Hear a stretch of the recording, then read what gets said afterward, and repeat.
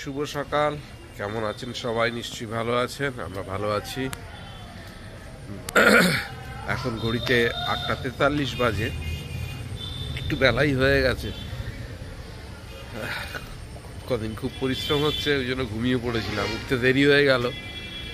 তো যাই হোক, বাসন্তীতে আসার পর আজকে প্রথমেই বাজারে যাব, একটু বাজার ফাজার করে আনতে হবে। বাজার ঘরে কিচ্ছু নেই। তা যাই হোক, এখন যাচ্ছি বাজারে, তাড়াতাড়ি আসতে হবে, দেরি হয়ে যাবে।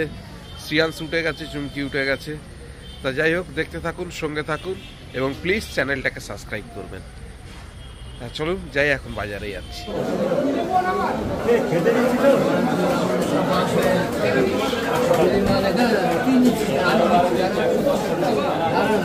ভেটকি মাছ না,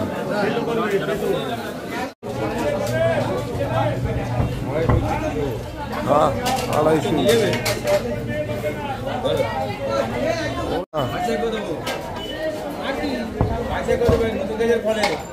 না রে বাবু, আর লাগবে না।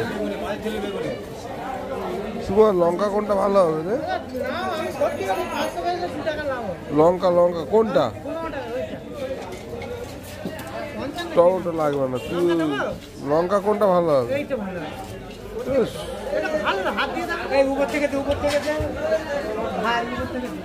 অল্প করে দে, অল্প করে দে, 100 দে, 500 দিস। আর কাকুর কত?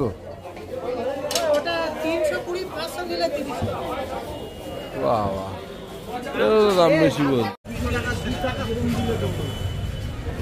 ঘরে কোনো ফল ছিল না, একটু ফল নিলাম। ফলের বাজারও খুব আগুন, আর ভালো ফল নেই। দেরি হয়ে গেল। এই যে বাজার, অনেকদিন ছিলাম না বাড়িতে, বাজার থেকে চলে আসলাম। এবারে চা দেবে শুনকি, একটু চা খাবো। শ্রিয়াংশের চা খাওয়া হয়েছে? ওরে বাবা, কেউ চা খায়নি। শ্রিয়াংশ, হ্যাঁ শ্রিয়াংশ এখন ওই লঙ্কা ছাড়ি ছাড়ি রাখবে বোটা। বস, চেয়ারটা ঘুরিয়ে নিয়ে বস, বসে বোটাগুলো ছাড়া লঙ্কা। এই যে শ্রিয়াংশ এখন লঙ্কার বোটা ছাড়াচ্ছে। এই যে চা খেতে বসলাম, চা দিয়েছে, র চা আর বিস্কিট। চা খেতে বসলাম।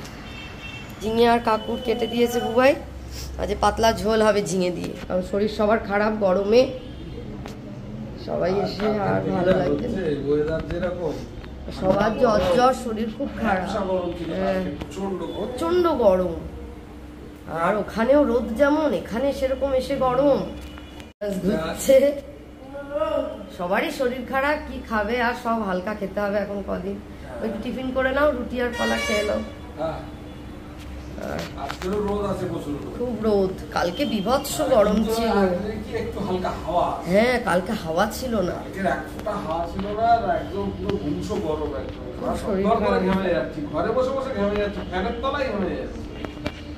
ঠিক আছে খেয়ে নাও। খেতে বসে গেছে, শ্রেয়াস ঘুমাচ্ছিল, তোলা হলো জোর করে, একটু কাঁদছে। এই যে মাছের ঝোল আর এই কাকুর ভাজা। খাওয়া দাওয়া সেরে উঠলাম, দুপুরের লাঞ্চ কমপ্লিট করলো।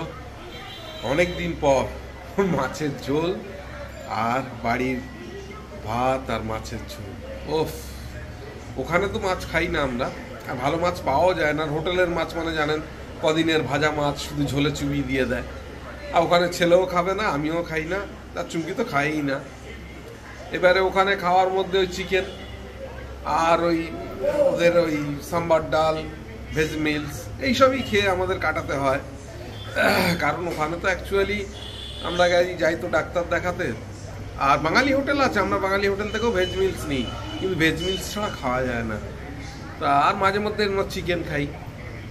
তা যাই হোক, কিন্তু মাছটা তো খাওয়া হয় না। আর বাঙালি, মাছে ভাতে বাঙালি, আর মাছটা তো আমরা এখানে সমস্ত মানুষই ছোটোবেলা থেকে খেয়ে খেয়ে অভ্যস্ত।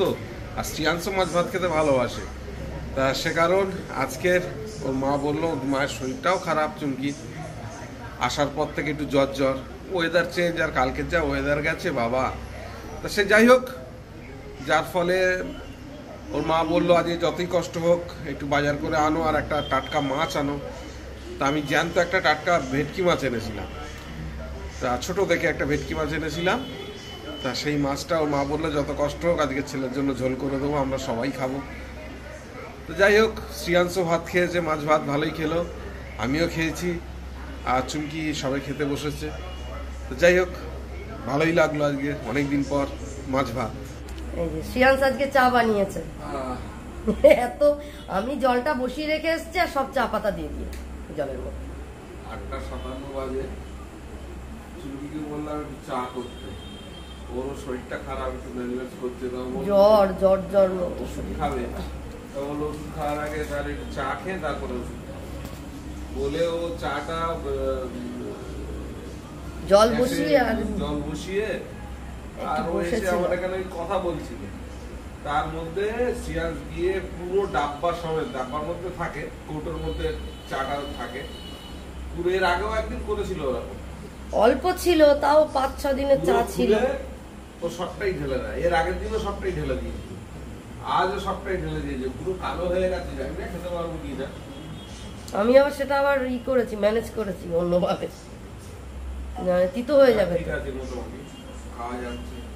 যাই হোক, খেয়ে নি সিয়ান্সের হাতের চা আজকে। কি রে, চা করেছিস?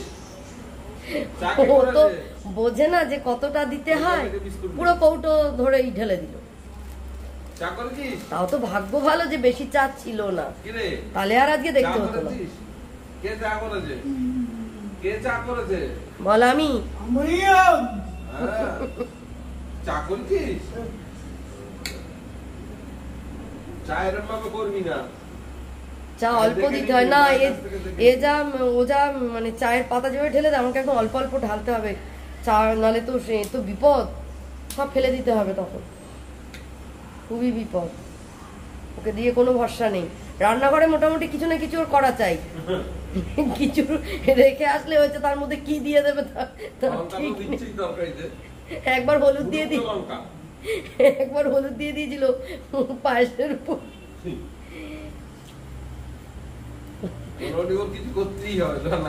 আর যখন খুব ছোট ছিল মনে আছে, আমি স্নান করতে গেছি, স্কুল থেকে এসে সন্ধ্যেবেলা গ্যাসে দুটো কড়াই চাপিয়েছে, তেল দিয়েছে দুটো কড়াইতে, তার মধ্যে যত মুগ ডাল ছিল একটা কড়াইতে, আর যত মুসুরির ডাল ছিল আর একটা কড়াইতে। আমি রান্না করে গিয়ে মাথায় হাত, কি কাণ্ড। দে বিস্কুট দে, বাবাকে বিস্কুট দে, ভেঙেছিস তো একটা প্যাকেট। ওর উৎপাতের ঠেলায় রান্নাঘরে গিয়ে ওর কিছু না কিছু একটা কাজ করতেই হবে, ও রান্না করতে লেগে যায়।